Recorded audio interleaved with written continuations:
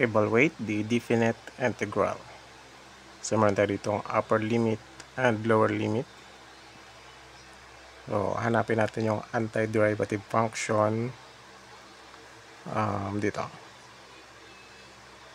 So, 3x square, and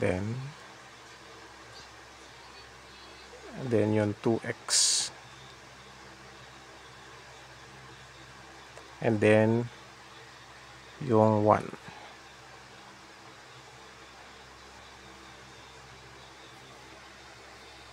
So, apply tayo ng power rule for integration.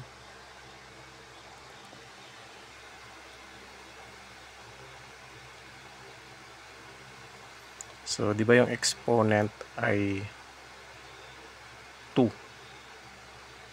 So, yung 3, dito lang yan. 3 times.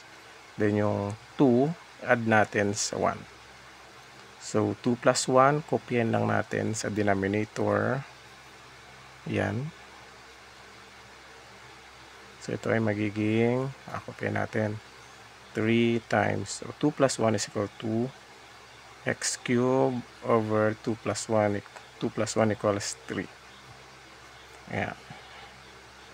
So, common term, cancel yan. So, ang natira dito ay x cubed. Dito naman sa 2x. Iwalay natin 2 times x. So, alam naman natin na meron yung 1 na exponent. So, add pa rin natin sa 1 plus 2. 1 pala plus 1. So, 1 plus 1, kopyahin lang natin sa baba. Sa denominator. And copy 2 times x. So, 1 plus 1 is 2 over 1 plus 1 is 2. Yun, 2 divided by 2, 1 na lang, or cancel na natin yung common terms. Ang natira ay x square. Yan. And ito, 1, so constant lang siya. Ito ay magiging x na lang. Ayan. So, mayroon na tayong x cubed plus x squared. So, minus yon, minus x. Okay, tingnan natin. Sulat natin dito.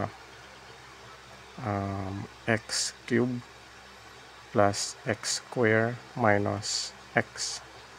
And then, meron tayong upper limit and lower limit.